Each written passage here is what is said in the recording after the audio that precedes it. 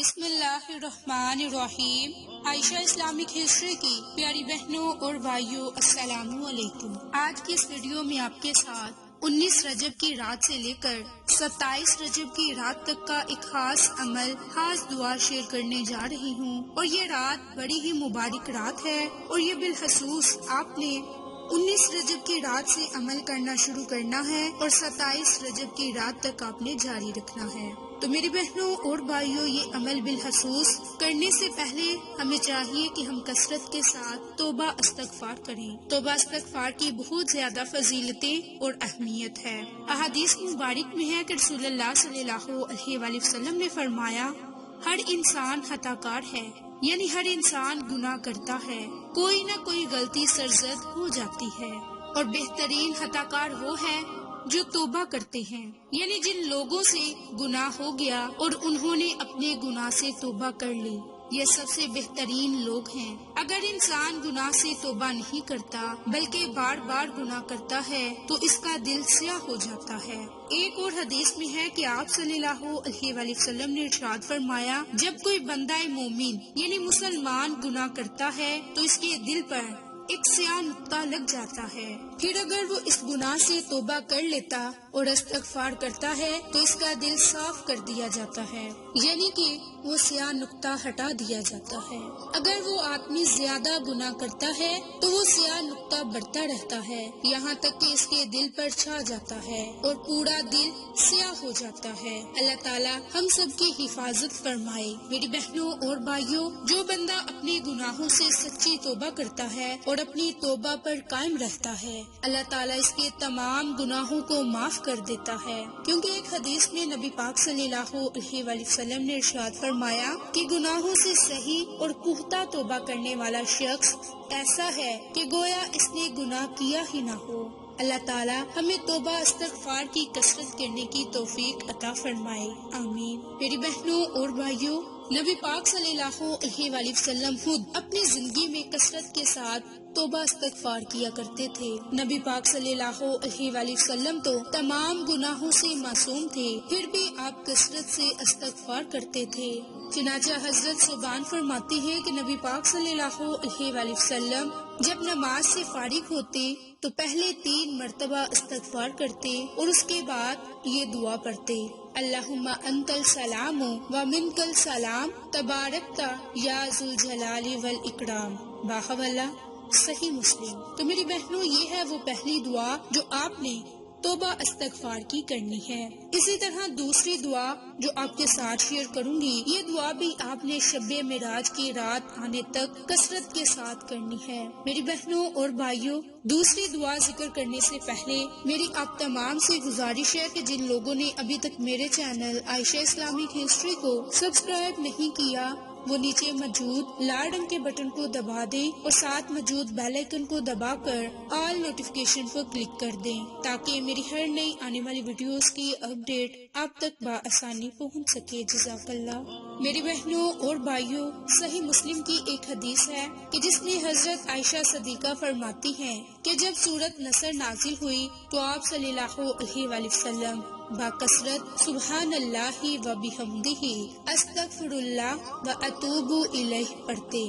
تو ہمیں بھی چاہیے کہ ہم اس حدیث پر عمل کریں اور نمازوں کے بعد کثرت کے ساتھ استغفار پڑھنے کا معمول بنا لیں۔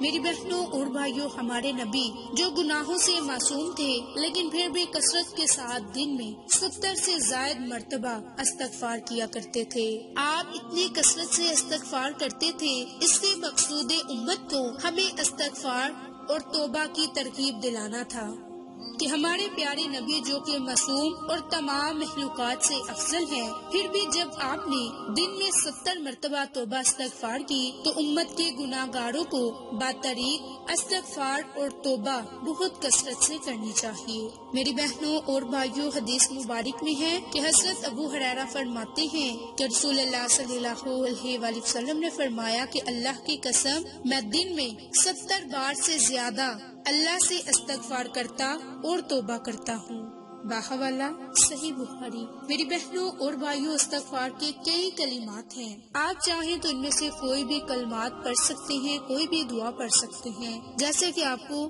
2 دعائیں بتا چکی۔ پہلی دعا اللہم انت السلام و منکل سلام تبارکتا یا ذو الجلال والاکرام، اور دوسری دعا سبحان اللہ و بحمدہ استغفر اللہ و اتوب الیہ۔ تیسری دعا کثرت کے ساتھ استغفار، یعنی کہ استغفر اللہ استغفر اللہ۔ چوتھی دعا جس کی احادیث میں بہت زیادہ فضیلت ہے، بہت ہی برکات ہے، اور وہ دعا ایک کلمہ استغفار کا ہے، استغفر اللہ الذی لا الہ الا هو الحی القیوم و اتوب الیہ۔ دوبارہ غور سے ملاحظہ فرمائیں، استغفر اللہ الذی لا الہ الا هو الحی القیوم و اتوب الیہ۔ تو جسے یہ دعا بھی یاد نہ ہو اسے چاہیے کہ وہ یہ 5ویں دعا ضرور پڑھے، استغفر اللہ ربی من کل ذنب و اتوب الیہ، استغفر اللہ ربی من کل ذنب و اتوب الیہ۔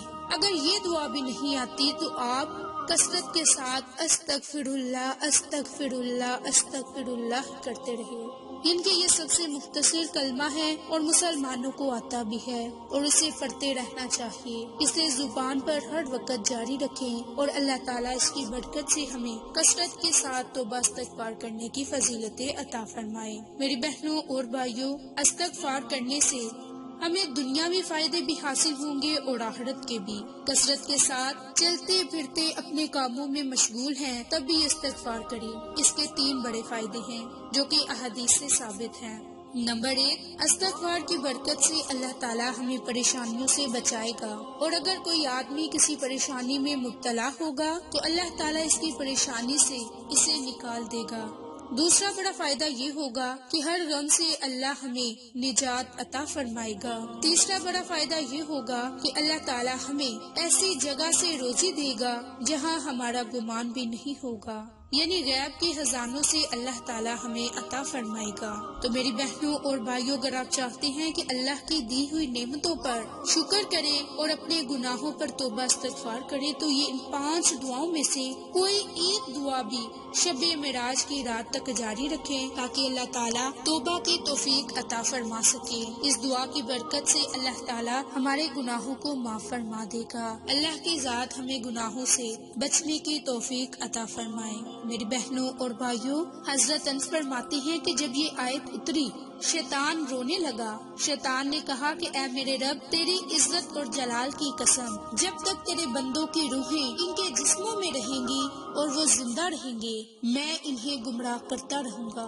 تو اللہ تعالیٰ نے فرمایا میری عزت اور جلال کی قسم، جب تک میرے بندے مجھ سے استغفار کرتے رہیں گے میں مسلسل ان کو بخشتا رہوں گا۔ تو میری بہنوں اور بھائیوں، ہمارا رب خود کہہ رہا ہے کہ میں اپنے بندوں کو معاف فرما دوں گا، اگرچہ اس کی سمندر کی جاگ سے بھی زیادہ گناہ ہوں، بس شرط یہ ہے کہ ہم کثرت سے توبہ کرنے والے ہوں تو اللہ کی ذات ہمارے گناہوں کو معاف فرما دے گی۔ میری بہنوں، یہ مختصر آسان عمل ہے، اس لیے اس عمل کو، اس وظیفے کو خود بھی کریں، اپنے عزیز و قریب، اپنے جاننے والوں کے ساتھ شیئر بھی کریں۔ اگر آپ کو آج کی یہ ہماری ویڈیو پسند آئے تو اسے لائک، شیئر اینڈ سبسکرائب کریں۔ جزاک اللہ۔